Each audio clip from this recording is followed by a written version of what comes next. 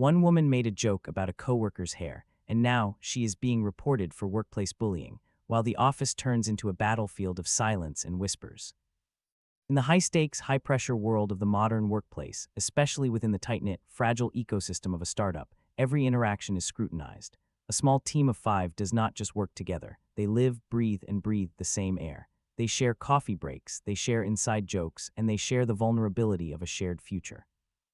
In such an environment, the boundaries of professional conduct often blur with personal friendship, creating a unique pressure cooker where a single misplaced comment can ignite a fire that threatens to consume the entire structure. This is the story of a 25-year-old woman, a creative force in a tiny startup, who believed she had found a moment of pure, unadulterated camaraderie with her colleague Annie. They were the kind of friends that the world often romanticizes, the ones who see each other every single day, who share the stress of a startup's survival, and who escape that stress by going out for drinks after work. The bond was strong. The atmosphere was light. The woman felt safe. She felt loved. And then, on a routine Tuesday, she decided to change her hair. She wore her hair in 2 braids. It was a new style, something she had been wanting to try, and she felt a surge of confidence walking into the office. She felt cute. She felt vibrant. She felt like herself. But as she settled in, she noticed Annie, her 27-year-old coworker, looking at her with a piercing gaze. And then came the words. "Wow," Annie said, her voice cutting through the ambient hum of the office. "I never realized how thin your hair is." In that moment, the woman did not flinch. She did not crumble. She had spent her entire life with thin hair. It was a genetic inheritance from her mother's side, a trait she had learned to embrace, even finding a sense of beauty in it as a reminder of her grandmother. This comment, while blunt, was not intended as an insult. It was a statement of observation, so she responded with a smile, a genuine, disarming smile that signaled she was not a target. "Yeah." She replied, her tone light and playful. "You too, twins." It was a moment of connection. It was an invitation to share a trait, to bond over a shared physical reality. It was a joke, or so she thought. But the reaction that followed was not a laugh. It was not a shared grin. It was a cold, hard wall of ice. Annie's face twisted. She didn't smile. She didn't nod. She looked at the woman with a mixture of rage and disgust and simply said, "Go to hell."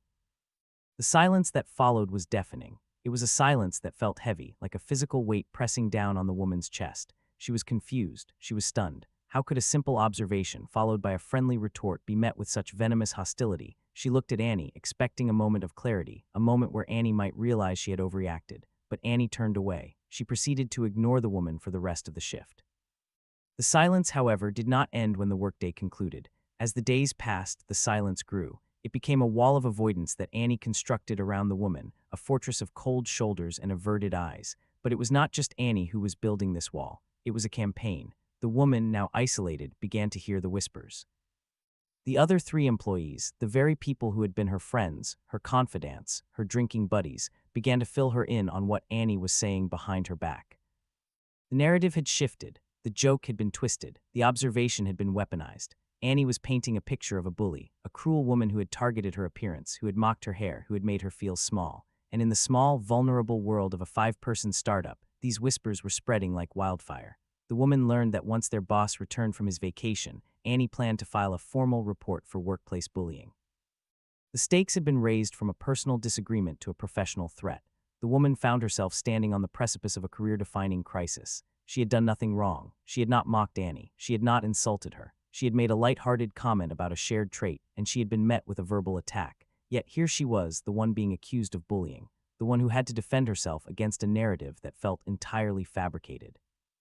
The pressure was immense. The woman's coworkers, caught in the middle, were hesitant to take sides. They were not interested in drama. They were interested in survival. But the advice that came to her was clear. One of her colleagues approached her, looking concerned, and suggested she apologize. "Just apologize," they said. "It will fix everything. It will stop the rumors."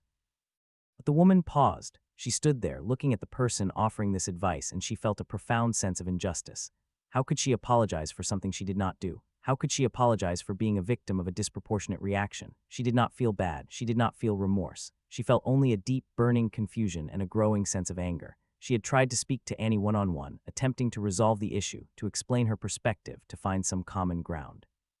But she had been turned down 5 times. 5 times. Annie had refused to speak to her without the boss present, claiming she did not feel comfortable.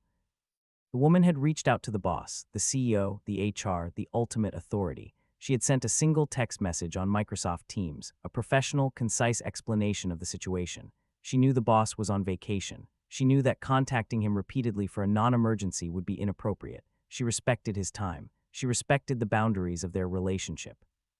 But she also knew that the situation was escalating, that the fabric of her team was tearing apart, and that she needed someone to see the truth before the boss returned on Friday. The woman's situation is a perfect storm of miscommunication, sensitivity, and the terrifying power of a small group dynamic. In a large corporation, a single comment might be a footnote. In a startup of 5 people, a single comment can become the central plot of a drama that threatens to destroy the entire organization.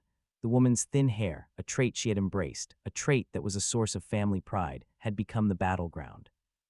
The question that looms over this story is not just about hair or about a single comment. It is about the nature of empathy, the fragility of social contracts, and the terrifying ease with which a misunderstanding can spiral into a crisis. The woman is not asking for sympathy. She is asking for a judgment on her actions. Is she the asshole, or is she the victim of a misunderstanding that has been blown out of all proportion? She is standing at a crossroads. She can apologize, a gesture of peace that might diffuse the tension, but it would also be an admission of guilt for something she did not do. She can wait for the boss to return, to face the accusations head-on, to present her side of the story, to let the truth come out. She can walk away, knowing she has done nothing wrong, but losing the job she loves and the friends she has made. The story of this woman is a reminder that in the workplace and in life, the smallest actions can have the biggest consequences.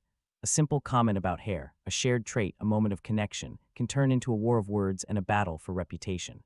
It is a story of how easily trust can be broken, how easily the truth can be twisted, and how easily a person can be isolated by the very people they thought were on their side. The woman's story is not over. It is waiting for the boss to return. It is waiting for the meeting to happen. It is waiting for the verdict. But for now, she is left in the silence, surrounded by whispers, wondering if she made a mistake, wondering if she is the asshole, wondering if she will ever be able to walk into that office again without feeling the weight of those cold stares. The question remains, what would you do? If you were in her position, would you apologize to de-escalate the situation, or would you stand your ground and wait for the boss to return? Would you try to reach out to Annie one more time, or would you let the silence speak for itself? The answer is not clear. The path is not straight, but one thing is certain, the story is just beginning. Drop it in the comments. Let us know what you would do in this situation, because the line between a joke and a bullying incident is often thinner than we think, and sometimes the most innocent words can carry the heaviest consequences.